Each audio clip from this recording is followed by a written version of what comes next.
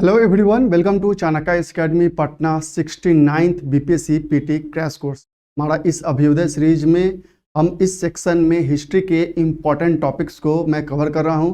आज के इस सेशन में मैं मौर्यन एडमिनिस्ट्रेशन, मौर्यन एम्पायर के बारे में एक डिटेल डिस्कशन करूंगा।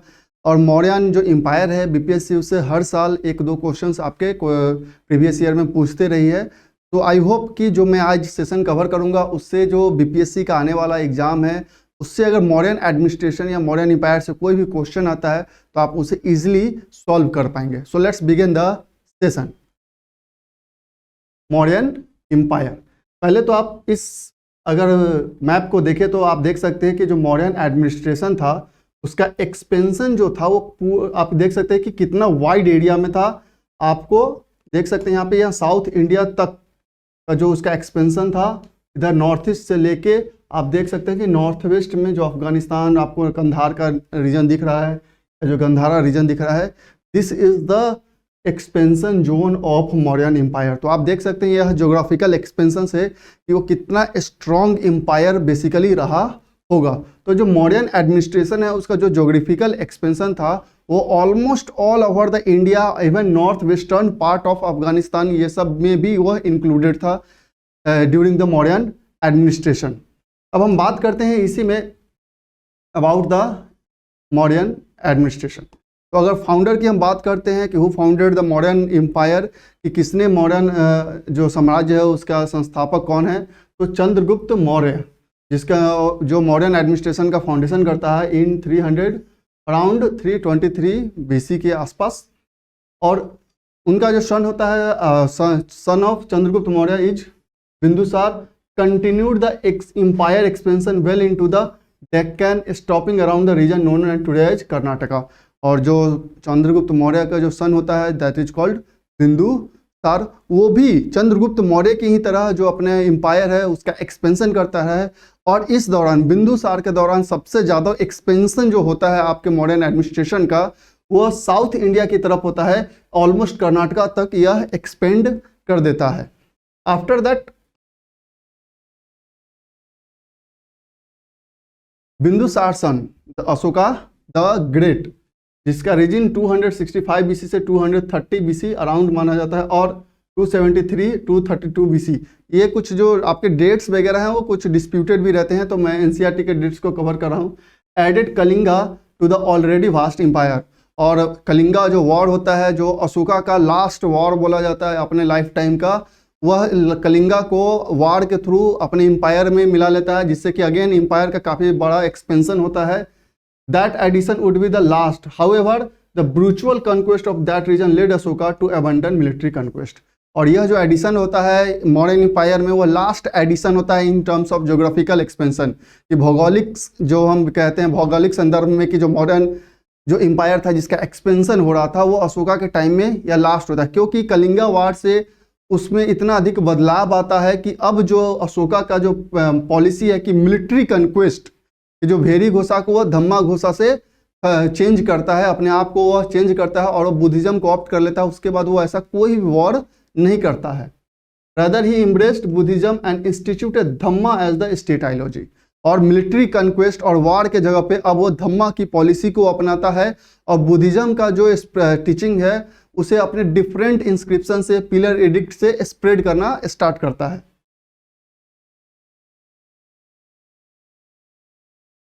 मौर्यन एम्पायर में जो लास्ट रूलर है मौर्यन एम्पायर के, that is called Brihadratha, was killed in 185 BC by his Brahmin commander in chief Pushyamitra Shunga. जो पुष्यमित्र शुंग है जो कि बेसिकली ब्राह्मण क्लान से बिलोंग करते हैं, वो लास्ट मौर्यन रूलर बृहद्रथ को मार देते हैं और शुंग डायनेस्टी की स्थापना करते हैं आफ्टर दैट मौर्यन एम्पायर।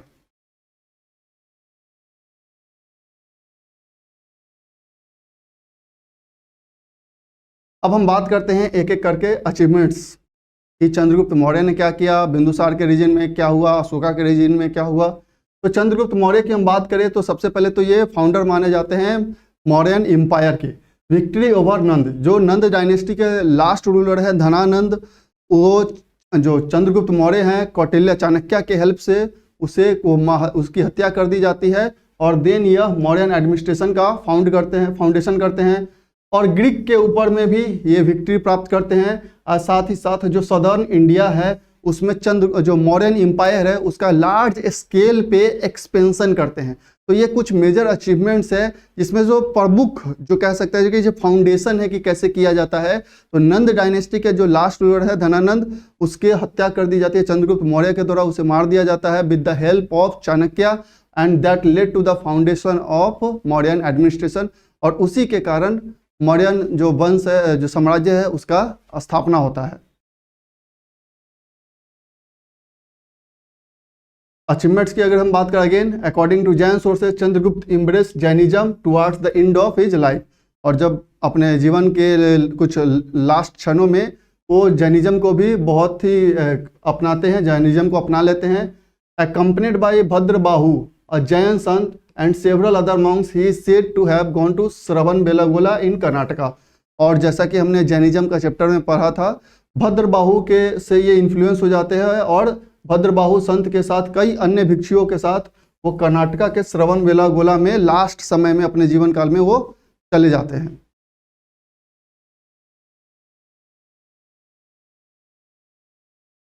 अब बात करते हैं हम अशोका की। जो मौर्यन एम्पायर है उसमें सबसे जो मेजर किंग माना जाता है वो अशोका द ग्रेट को माना जाता है, क्योंकि मौर्य जो सबसे स्ट्रांग अगर किसी टाइम में रहा वो अशोका के पीरियड में ही था।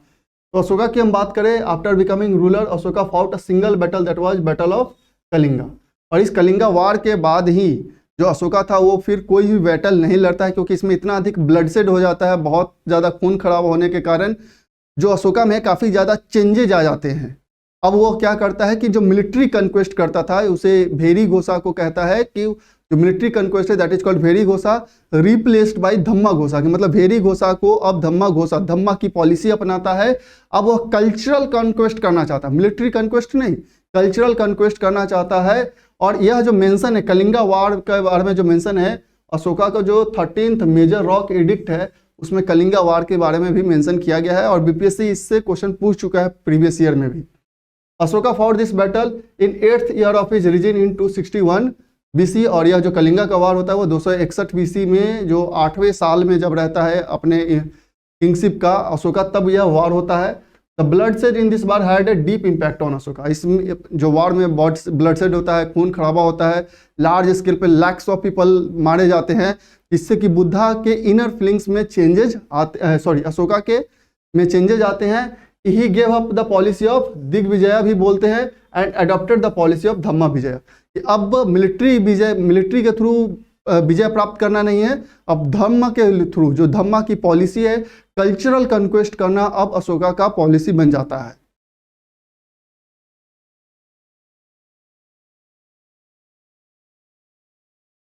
The definition of Dhamma is produced by Ashoka in his 2nd and 7th pillar addict, कि जो धम्मा का है कि एक्चुअल में क्या है धम्मा, धम्मा की पॉलिसी का मतलब एक्चुअली में क्या है, तो जिसके बारे में अशोका ने 2nd और 7th पिलर एडिक्ट में मेंशन कर रखा है। Ashoka mention few good point of Dhamma in inscription, और वह धम्मा के बारे में कुछ इंपॉर्टेंट पॉइंट्स बताता है कि अगर यह फॉलो किया जाता है तो वही बेसिकली धम्मा है। एक बेसिकली कह सकते हैं कि डिसिप्लिन्ड लाइफ के बारे में धम्मा में बताया गया है। फॉर एग्जाम्पल आप देख सकते हैं, नो किलिंग ऑफ ह्यूमंस, इंसानों की हत्या नहीं करना है। नो डिस्ट्रक्शन ऑफ प्रॉपर्टी, संपत्तियों का कोई विनाश नहीं करना। To serve and respect parents and adults, माता पिता एवं बड़ों की सेवा एवं सम्मान करना। To respect the mentors and teacher, गुरुजनों एवं शिक्षकों का सम्मान करना।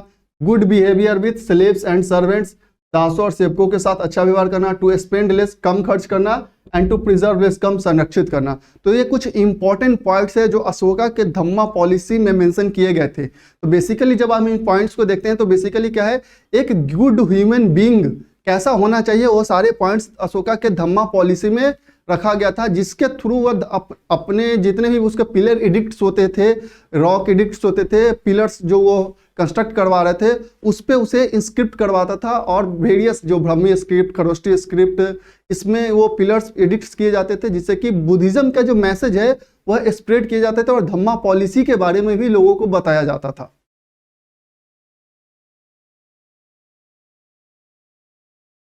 For the propagation of Dhamma, Ashoka appointed a new category of minister called Dhamma Mahamatra, कि धम्मा के पॉलिसी के को पूरे ज्योग्राफिकल एरिया में बताने के लिए, स्प्रेड करने के लिए, उसको विस्तारित करने के लिए वो एक स्पेशल मंत्री का अपॉइंटमेंट करता है जिसे धम्मा महामात्रा कहा जाता है। In his fifth major rock edict Ashoka mention about appointment of royal officials in 13th year of his region 256 BC में। और यह फिफ्थ मेजर रॉक एडिक्ट जो है अशोका का, उसमें यह मेंशन किया गया है कि धम्मा के पॉलिसी को विस्तार करने के लिए, लोगों को बताने के लिए वह अलग एक मंत्री का अपॉइंटमेंट करता है जिसे धम्म महामात्रा कहा जाता है। आफ्टर दैट मौर्यन सोसाइटी की हम बात करते हैं तो अगेन वर्ण system had completely developed during the time of Maurya. जो वर्ण सिस्टम था वो मौर्य टाइम में कंप्लीटली डेवलप हो चुका था। जो सोसाइटी था वो मेनली 4 टाइप्स में डिवाइडेड था, ब्राह्मण, क्षत्रिय, वैश्य एंड शूद्र। Kautilya has not given any information about Sati system, लेकिन जो कौटिल्य जो चीज से चाणक्य है वो अपने बुक जो अर्थशास्त्र है उसमें हालांकि वो सती सिस्टम के बारे में भी कुछ लिखता नहीं है, ऐसा कोई इंफॉर्मेशन नहीं देता है। बट जो स्ट्रैबो है mention that Sati system was prevalent and the कथ ट्राइब्स ऑफ एमंग द कथ ट्राइब्स ऑफ पंजाब। कि जो मौर्यन एडमिनिस्ट्रेशन था उस समय जो पंजाब का जोन था उसमें स्पेशली एक ट्राइब रहता था कथ ट्राइब, उसमें स्ट्रैबो का कहना है कि उसमें सती सिस्टम प्रिवेलेंट था। हालांकि कौटिल्य इस बात पे ऐसा कुछ भी इंफॉर्मेशन अपने बुक में नहीं देता है कि मॉडर्न एडमिनिस्ट्रेशन के टाइम में सती सिस्टम था या नहीं। अब मॉडर्न आर्ट एंड आर्किटेक्चर की हम बात करें तो बेसिकली जो मॉडर्न आर्ट है उसे आप डिवाइड कर सकते हैं 2 पार्ट्स में, टेंजेबल एंड नॉन टेंजेबल में डिवाइड किया जाता है। टेंजेबल मतलब मूर्त रूप, जिसका एक पर्टिकुलर कोई स्ट्रक्चर हो उसे टेंजेबल करते हैं, और नॉन टेंजेबल का मतलब होता है अमूर्त रूप, जिसका कोई मूर्त रूप नहीं। टेंजेबल को अगेन हम 2 पार्ट में डिवाइड करते हैं, court art and popular art. Court art जो कोर्ट के इनिशिएटिव्स के, किंग के इनिशिएटिव से बनाया गया था, पॉपुलर आर्ट जो वहां के लोगों के द्वारा बनाया गया। और नॉन टेंजेबल में जो मॉडर्न एडमिनिस्ट्रेशन के दौरान डांस, ड्रामा, म्यूजिक फॉलो किया जाता था उसे नॉन टेंजेबल अमूर्त रूप आर्ट कहा जाता था। तो पहले हम बात करते हैं इस कोट आर्ट के बारे में। तो जो रॉयल बिल्डिंग था, the Greek historian Megasthenes describe the palace of modern empire as one of the greatest creation of mankind. Megasthenes का जो बुक है इंडिका में, उसने मॉडर्न पैलेस को वो बहुत ही भव्य कहा कि एक भवन के रूप में माना जाता है, वो ऐसा डिस्क्राइब करता है। और जो पाटलिपुत्रा में जो मॉडर्न प्लेस था उसका जो मेजर जो कह सकते हैं कि मटेरियल था, किससे बना हुआ था, तो वुड, लकड़ी का, स्पेशल लकड़ी का यूज किया जाता था। मॉडर्न पैलेस को जो पाटलिपुत्रा में था उसमें लकड़ी का बेसिकली यूज किया गया था। And Chinese traveller Fahien called modern palace as god gifted. और इवन चाइनीज जो ट्रेवलर थे फाहियान ने भी मॉडर्न पैलेस को कहा कि जैसे एक गॉड का क्रिएशन हो, उस तरीके का यह भव्य मंदिर जो कह सकते हैं बिल्डिंग्स थे मॉडर्न पैलेस। उसके बाद अब बात करें आप पिलर्स के बारे में, तो जो मॉडर्न पिलर्स हैं वो काफ़ी ज़्यादा फेमस है। और ये जो पिलर्स होते थे वो मोनोलिथ होते थे, मोनोलिथ पिलर स्ट्रक्चर होते थे, मतलब एक ही सिंगल स्लैब के वो बने होते थे। Ashoka mainly use this pillar for the propagation of Dhamma. जैसा कि जस्ट मैं बात कर रहा था कि अपने पिलर्स पे वो काफ़ी धम्मा के पॉलिसी को एडिक्ट करवाते थे वेरियस स्क्रिप्ट में। तो अब बात करते कि कौन कौन से मोटिव्स एसोसिएटेड थे, तो बहुत सारे इसमें एसोसिएटेड थे। For example, 1 lion it appears on the pillar of Vaishali, Lauriya, Nandangarh and Rampurva का जो पिलर है बिहार में, इन सब पे ये लायन आपको पाया जाता है इस पिलर्स पे। Elephant capital was found at Sankisa, bull it was found on Rampurva pillars and 4 lion जो सारनाथ का जो आपका पिलर है सांची का, उस पर 4 लायन आपको देखने को मिलता है। आप इस फिगर में देख सकते हैं जो ये मॉडर्न पिलर है, ये आप देख सकते हैं ये मोनोलिथिक स्ट्रक्चर है जो सिंगल स्टोन का बना होता था, मोनोलिथिक बेस। जस्ट इसके ऊपर में यहाँ पे ये कैपिटल होता था जो कि लोटस शेप्ड और बेल शेप्ड होता था। और यहाँ पे कैपिटल के ठीक ऊपर में यह दिस इज द अबाकस जो रेक्टेंगुलर शेप में होता था और सर्कुलर शेप में, और ऊपर में जो यह एनिमल पार्ट होता था। तो ये स्ट्रक्चर होता था मॉडर्न पिलर्स का, जिसपे अशोका मेनली धम्मा के जो नॉर्म्स थे उसको वह इंस्क्रिप्ट करवाता था, ताकि जो भी लोग इस रास्ते से गुजरे, खासकर जो हाईवे वगैरह होते थे उस पर भी वो बहुत सारे इंस्क्रिप्शन लिखे होते थे। अब हम केव्स की बात करते हैं तो बेसिकली जो केव्स बनाए जाते थे, कंस्ट्रक्ट किए जाते थे, वो आजीविका सेक्ट्स के मॉन्क्स के लिए उस दौरान किए गए थे और उनके रहने के लिए, रेसिडेंशियल पर्पस के लिए, या जो चैत्या केव्स होते थे वो बेसिकली प्रेयर हॉल्स के रूप में कंस्ट्रक्ट किए जाते थे। फॉर एग्जाम्पल देख सकते हैं कि Barabar and Nagarjuna hills contain several caves which are built by Ashoka and Dasharatha, जो लास्ट किंग, जो किंग थे मौर्यन एडमिनिस्ट्रेशन के, दशरथ जो ग्रैंडसन थे। The caves are simple but highly polished interiors. जो केव्स होते थे उसका अंदर से जो पार्ट था वो काफी पॉलिश्ड स्ट्रक्चर होता था। Only sculpture ornamentation is a relief carving on the doorway of a cave known as Lomas Rishi cave. जो ऑर्नामेंटेशन भी होता था तो बाहर से तो वो नॉर्मल होता था, लेकिन अंदर से वो काफी पॉलिश्ड स्ट्रक्चर में होता था। जो बेसिकली आजीविका सेक्ट्स के द्वारा, ये जो अशोका है या दशरथा है, ये केव्स को आजीविका सेक्ट के जो मॉन्क्स होते थे उन्हें देते थे, जो बेसिकली रेसिडेंशियल पर्पस और प्रेयर हॉल्स के रूप में भी इसे यूज करते थे। अब स्तूपा की हम बात करते हैं। Stupa were burial mounds prevalent in India from Vedic period. तो ये आपको याद रखना है कि ये कोई बुद्धिस्ट ओरिजिन नहीं था, ये वैदिक पीरियड से ही चलते आ रहा था। स्तूपा वैदिक काल से भारत में प्रचलित दफन के टीले थे। इसमें बेसिकली क्या जाता था, जो ब्यूरियल रिमेन्स होते थे उसे उसमें रखा जाता था। Stupa consists of cylindrical drum with a circular dome and a hermica and chhatra on top. The entire structure enclosed by a low wall called Vedika, which is punctuated at 4 cylindrical points called तोरण द्वार भी कहा जाता था।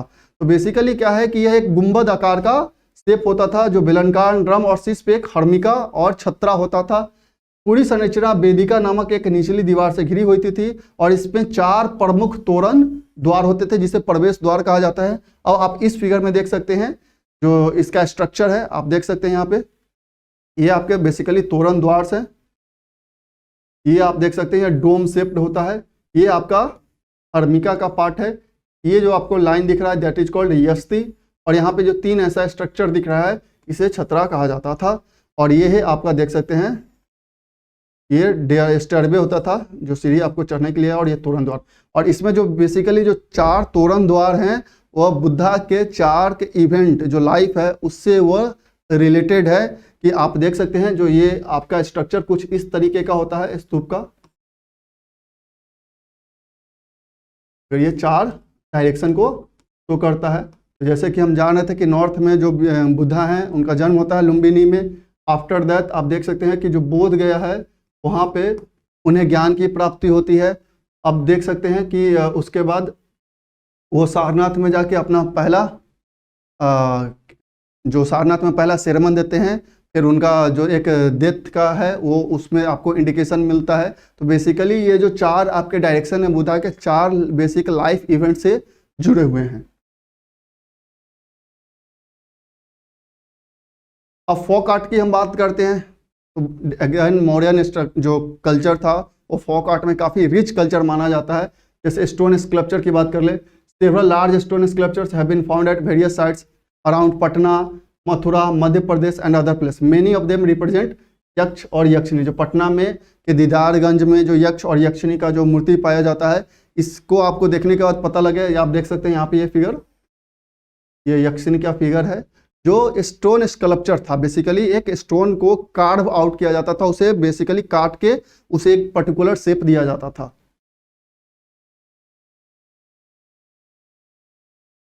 Folk art में terracotta की बात कर ले, they flourished with the expansion of urban centre. कि जैसे जैसे अर्बन सेंटर्स एक्सपेंड कर रहे थे टेराकोटा का यूज जो था काफ़ी ज़्यादा जो बढ़ रहा था। जो शहरी वातावरण था, शहर का विस्तार हो रहा था, उसके साथ साथ ये भी बहुत अधिक स्प्रेड कर रहे थे। They include and male and female figurines, animals and cards. और इसमें डिफरेंट जो मेल थे, मादा मूर्तियाँ भी होती थी, जानवर और गाड़ियाँ भी शामिल था इसमें। Pottery of Mauryan empire is generally referred as northern black polished ware. Northern black polished ware कहा जाता है। जो पॉटरी होता था उसे विशेष प्रकार का पॉटरी होता था। Kausambi and Pataliputra were the centre of northern black polished ware. जो पॉटरी होता था वो बेसिकली उसका जो मेजर सेंटर था वो कौसाम्बी और पाटलिपुत्रा था। आफ्टर दैट हम बात करें मॉडर्न इकोनॉमी का, कि आखिर क्या इकोनॉमी था कि इतने बड़े एम्पायर को यह सस्टेन कर पाया, इतने बड़े आर्मी को मेंटेन कर पाया। तो कहीं ना कहीं किसी भी एम्पायर के एक्सपेंशन के लिए या इतने लंबे समय तक बने रहने के लिए उसका इकोनॉमी स्ट्रांग होना काफ़ी जरूरी है। तो अगर हम मॉडर्न इकोनॉमी की बात करते हैं तो जो प्राइमरी सोर्स ऑफ रेवेन्यू था वह लैंड रेवेन्यू था। जो लैंड रेवेन्यू था वह सबसे मेजर सोर्स ऑफ इकोनॉमी माना जाता था for the empire. The royal share of produce of the soil is known as bhaga. जो सॉइल का जो मिट्टी पे प्रोड्यूस होता था, उस मिट्टी पे जो भी प्रोड्यूस होता था उसका एक हिस्सा जो जाता था एम्पायर को, किंग को, उसे भागा कहा जाता था, जो जनरली छठवां हिस्सा होता था, 1/6 हिस्सा होता था उस टोटल प्रोड्यूस का। Tax was collected both in cash and kind, कि कैश में भी कलेक्ट होता था टैक्स और किसी सामान के रूप में भी यह कलेक्ट किया जाता था।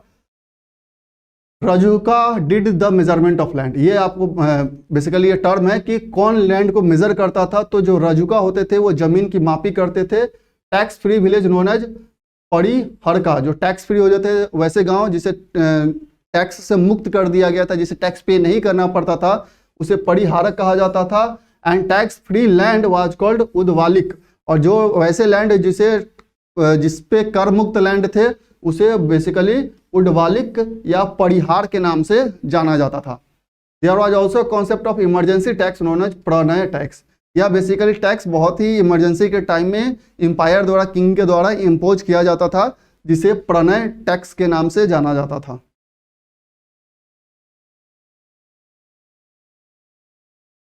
टोल टैक्स भी चार्ज करता था state charge toll tax and trade tax on article sold. There was forest tax, tax on intoxicant drinks, mine tax, irrigation tax. तो ये बेसिकली जितने भी सोर्सेस प्रोवाइड करता था एग्रीकल्चर प्रैक्टिस के लिए स्टेट, जैसे इरिगेशन प्रोवाइड कर रहा है तो उस पर भी टैक्स लगता था, ट्रेड अगर कोई कर रहा है तो उस पर भी टैक्स लगता था। जो रोड से आप ट्रेड अगर प्रोवाइड किया जा रहा है, आपको रोड के थ्रू आप ट्रेड कर रहे हैं तो आपको टोल टैक्स भी भरना पड़ता था। मोस्ट इंपॉर्टेंट फीचर अगर इस पूरे एम्पायर का था तो वो था एग्रीकल्चर, क्योंकि अगेन जो आपका एग्जाम्पल जो मेन सेंटर था, जो पाटलिपुत्रा जो उसका मेन सेंटर था, आप देख सकते हैं वो प्लेन जोन था, तो एग्रीकल्चर जो था इसके इकोनॉमी में एक बहुत ही इंपॉर्टेंट रोल प्ले कर रहा था। और जितना भी एग्रीकल्चर प्रोड्यूस होता था, जैसा कि हम देख रहे थे, उसका 1/6 टैक्स के रूप में पे करना पड़ता था। Kautilya mention about 3 crops in a year where Megasthenes mention about 2 types of crops. Kautilya जो के बुक में जो अर्थशास्त्र है उसमें एक सीजन में 3 क्रॉप्स के बारे में बताया गया है, जबकि वही मेगास्थनीज एक सीजन में 2 क्रॉप्स के बारे में बताता है। The economy of the state was based on agriculture, animal husbandry and trade. These three were all together known as वार्ता। कि जो पूरा इकोनॉमी अगर हम कह सकते हैं मॉडर्न एम्पायर का, तो वो 3 चीज़ों पे बेस्ड था। एग्रीकल्चर, कृषि पे, एनिमल हस्बेंड्री पे और ट्रेड पे, कि जो व्यवसाय होता था उस पे यह बेस्ड होता था।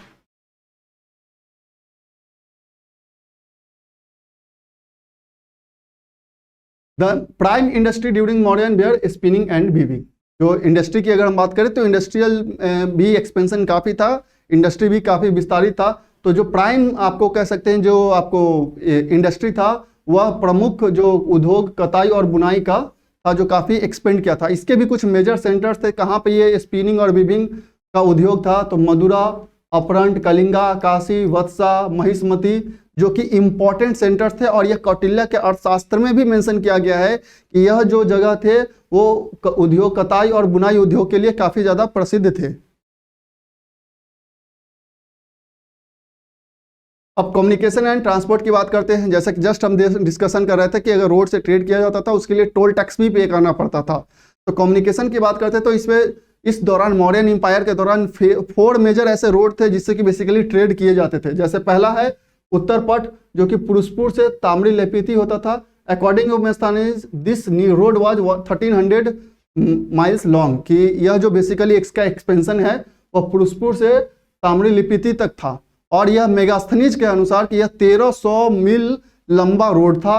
दूसरा जो इंपॉर्टेंट ट्रेड रूट था वह दक्षिण पथ था, जो कि सारबस्ती से प्रतिष्ठान तक था। थर्ड रोड वो भड़ी गुखच से मथुरा तक था। एंड फोर्थ रोड चंपा से कौशाम्बी तक था। तो ये बेसिकली आप देख सकते हैं कि 4 मेजर रोड थे जिसपे अगर ट्रेड होता था, जो मर्चेंट्स थे ट्रेड करते थे, तो उन्हें टोल टैक्स पे करना पड़ता था। ट्रेड एंड कॉमर्स की बात करें तो मॉडर्न एम्पायर में एक्सटर्नल ट्रेड भी होते थे। For example with Syria, Egypt, Greece in the west की वेस्टर्न साइड में अगर हम बात करें तो सीरिया के साथ, मिस्र के साथ, ग्रीस के साथ बाहरी व्यापार भी होते थे। जब कलिंगा का कंक्वेस्ट कर लिया जाता है, कलिंगा को कंक्वेस्ट किया जाता है अशोका के द्वारा, उसके बाद साउथ ईस्ट जो एशियन कंट्रीज है और चाइना के साथ भी मौर्यन का ट्रेड होता है। एक्सपोर्ट की बात करें कि कौन कौन से ऐसे प्रमुख वस्तु है जिसका निर्यात किया जाता था, उसमें स्पाइसेस हैं, पर्ल्स हैं, डायमंड्स हैं, सैंडलवुड है, Ivory, cotton, cloth, silk yarn, muslin, ये सब जो इंपॉर्टेंट निर्यात के वस्तु थे। इंपोर्ट की बात करें कि कौन कौन से वस्तु का इंपोर्ट किया जाता था, तो लिनेन है, सिल्वर है, गोल्ड है, ड्राई फ्रूट्स है, इन सब का इंपोर्ट किया जाता था ड्यूरिंग मौर्यन एम्पायर। अब हम क्वाइंस की बात करते हैं कि कौन कौन से क्वाइंस यूज किए जाते थे। इन अर्थशास्त्र क्वाइंस वेयर कॉल्ड रूप। जो चाणक्य का जो कौटिल्य का अर्थशास्त्र है उसमें क्वाइंस को रूप के रूप में कहा जाता था। अदर टाइप्स ऑफ क्वाइंस जो इस समय यूज किए जाते थे जैसे निशाका या सुवर्णा भी जिसे कहा जाता था, जो सोने के सिक्के होते थे उसे निशाका कहा जाता था। कड़स्पान या धर्न या पान वो सिल्वर क्वाइन को कहा जाता था। मासक या ककिनी दे वेयर द कॉपर क्वाइंस। ये सब बेसिकली डिफरेंट टाइप्स के अदर क्वाइंस होते थे। और जो क्वाइन को चेक करता था कि वह कितना मतलब प्योर क्वाइन है या नहीं है, उसे रुद्र रूप दर्शक कहा जाता था। कि जो रूप दर्शक है वह सिक्कों के परीक्षक के रूप में जाना जाता था कि जो क्वाइन डेवलप हुआ है वह कितना प्योर है या नहीं है। अब मौर्यन एडमिनिस्ट्रेशन की हम बात करते हैं तो मौर्यन एडमिनिस्ट्रेशन में जो सबसे ऊपर होते थे that is king. Below king there is a council of minister जो कि असिस्ट करते थे किंग को। उसके बाद वेरियस डिपार्टमेंट्स होते थे, जो अलग अलग जो भी वर्क होते थे उसके लिए अलग अलग डिपार्टमेंट्स बनाए गए थे और सबको अलग अलग रिस्पॉन्सिबिलिटी दी गई थी। जैसे सन्निधर्ता की हम बात करते हैं, जो शाही खजाना होता था रॉयल ट्रेजरी, वह सन्निधर्ता कहा जाता था। उसके बाद अकड़ा अध्यक्ष जो माइन सुप्रिंटेंडेंट होता था, खान जो अधीक्षक था उसे अकड़ा अध्यक्ष कहा जाता था। सुवर्ण अध्यक्ष जो गोल्ड सुप्रिंटेंडेंट स्वर्ण अधीक्षक था उसे सुवर्ण अध्यक्ष कहा जाता था। पनया अध्यक्ष जो कॉमर्स सुप्रिंटेंडेंट था, जो वाणिज्य को देखता था, वाणिज्य के विषय को देखता था, उसे पनया अध्यक्ष कहा जाता था।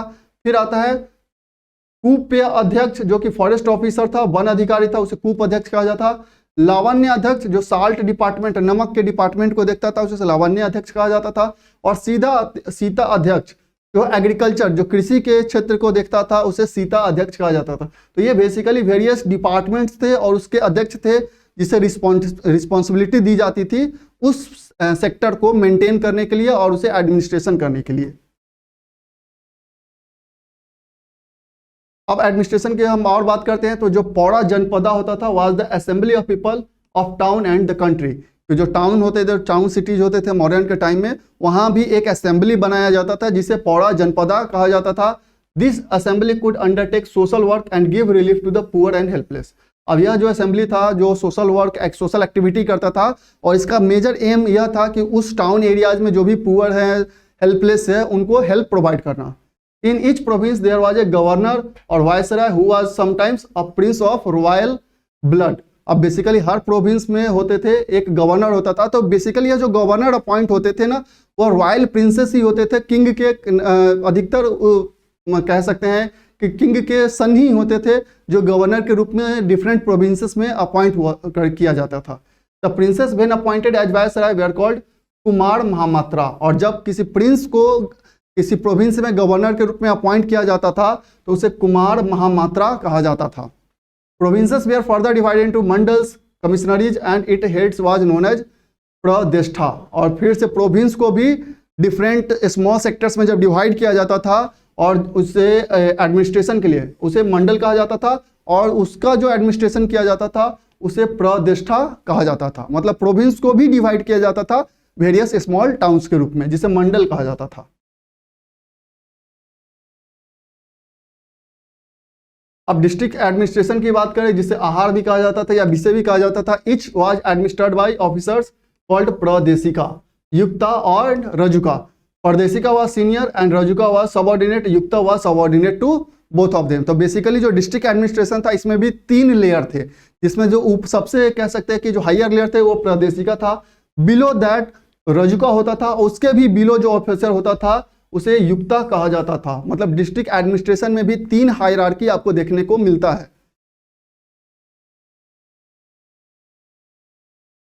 विलेज एडमिनिस्ट्रेशन की हम बात करते हैं।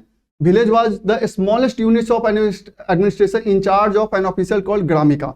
और जो सबसे लोकल लेवल का जो एडमिनिस्ट्रेशन होता था वह होता था, सबसे पहले तो एम्पायर हुआ, बिलो दैट प्रोविंस, उस प्रोविंस को भी मंडल्स में डिवाइड किया जाता था। मंडल्स जो डिस्ट्रिक्ट होते थे उसमें 3 लेयर पे डिवीजन होता था। और उसके बाद जो सबसे स्मॉलेस्ट यूनिट ऑफ एडमिनिस्ट्रेशन होता था उसे विलेज एडमिनिस्ट्रेशन था, जिसे ग्रामिका कहा जाता था। उसके जो ऑफिशियल्स होते थे इंचार्ज, उसे ग्रामिका कहा जाता था at that time. Municipal administration की बात करें तो मेगास्थनीज ने अपने बुक में इंडिका में कहा है कि Pataliputra was controlled by A municipal commission of 30 members who were divided in 6 board of 5 members each. जो पाटलिपुत्र या मेगास्थनीज के बुक इंडिका में मेंशन किया गया, जो पाटलिपुत्र है बेसिकली 30 मेंबर्स के द्वारा उसे रेगुलेट किया जा रहा है, उसको एडमिनिस्टर किया जा रहा है। और ये 30 मेंबर्स जो है वह 6 बोर्ड में डिवाइडेड है। हर बोर्ड में 5 मेंबर नियुक्त किए गए हैं, जिससे कि पाटलिपुत्र का एडमिनिस्ट्रेशन किया जा रहा है। अब जुडिशियल एडमिनिस्ट्रेशन की हम बात कर ले। अगेन जुडिशियल एडमिनिस्ट्रेशन में भी किंग जो था वो फाउंटेन हेड ऑफ जस्टिस था, and there were 2 classes of courts. इसके अलावा 2 टाइप के कोर्ट्स के बारे में बताया गया है। सबसे पहले हम बात करें अगर कोर्ट्स की, उसे धर्म अस्थिया कहा जाता था, दीवानी जो कि सिविल कोर्ट होता था, जो सिविल मैटर से रिलेटेड जो था वो इस एडमिनिस्ट्रेशन जो जस्टिस दिया जाता था ये धर्म अस्थिया जो दीवानी कोर्ट था उसके द्वारा दिया जाता था। उसके बाद कंटक शोधना जो फौजदारी कोर्ट था, जो बेसिकली जो क्रिमिनल मामले होते थे उससे जो रिलेटेड मैटर्स होते थे इस फौजदारी कोर्ट के द्वारा डील किया जाता था। स्पायोनेज सिस्टम था। महामात्य सर्प जो गुप्तचरों का जो मुखिया होता था, जो स्पाइनेज होते थे, स्पाई का जो सबसे हेड होता था उसे महामात्य सर्प कहा जाता था। जो स्पायोनेज सिस्टम था उसमें भी हायरार्की थी। और इसमें 2 टाइप के बेसिकली स्पाई होते थे। पहला जो था वह संस्था था, दे वर स्टेशनड एट वन प्लेस, जिसको संस्था जो होता था वो बेसिकली उसको एक जगह पे बैठा दिया जाता था और वह सीधे इस महामात्य सर्प को अपना इंफॉर्मेशन देते रहता था टाइम टू टाइम। उसके नीचे जो उसका दूसरा जो होता था वो संचरा होता था, वो साम्राज्य में पूरे एम्पायर में घूमते रहता था। वो स्टेशन नहीं था कि एक जगह पे जाके बैठ गया, ऐसा नहीं था। वो घूम घूम के हर जगह पे क्या क्या एक्टिविटी हो रही है उन सारे एक्टिविटी का इंफॉर्मेशन इस अपर जो स्पाई था महामात्य सर्प उसे प्रोवाइड करता था, और वह जो था उसके ऊपर में हायरार्की में प्रोवाइड करता था इंफॉर्मेशन। अब देख सकते हैं PYQ में कि कुछ जो आपके मॉडर्न एडमिनिस्ट्रेशन से क्वेश्चन बीपीएससी ऑलरेडी पूछ चुका है। Which of the following rulers convey the 4th Buddhist council. ये देख सकते हैं अशोका के काल में हुआ था। The last Mauryan emperor was of Mauryan emperor, last Mauryan emperor was की लास्ट मॉडर्न इम्परेयर कौन था, जैसा कि हम जस्ट डिस्कशन किए बृहद्रथ जो कि लास्ट मॉडर्न इम्परेयर था। तो देख सकते हैं कि इस टाइप से ही क्वेश्चन आपके नॉर्मल क्वेश्चन भी पूछे गए हैं बीपीएससी के द्वारा मॉडर्न एडमिनिस्ट्रेशन से। और आई होप कि अगर मॉडर्न एडमिनिस्ट्रेशन से कुछ भी क्वेश्चन पूछता है तो इस सेशन से आपके क्वेश्चन इजीली सॉल्व हो जाएंगे। तो इस तरीके से ही मैं अब जो आपके जो जितने भी आने वाले सेशन है मैं पूरी कोशिश कर रहा हूँ कि वो बाइलिंगुअल में हो रहा हो, ताकि हिंदी मीडियम के जो हमारे स्टूडेंट्स हैं उन्हें भी कोई दिक्कत ना हो। आप कमेंट में हमें जरूर बताएं कि हमारा यह जो अभ्युदय सीरीज है जो हमारी टीम आपको प्रोवाइड कर रही है आपको कैसा लग रहा है, और ज़्यादा से ज़्यादा हमारे वीडियोज़ को शेयर करें, लाइक करें और चैनल को सब्सक्राइब करना ना भूलें। So that's all for today. Thank you.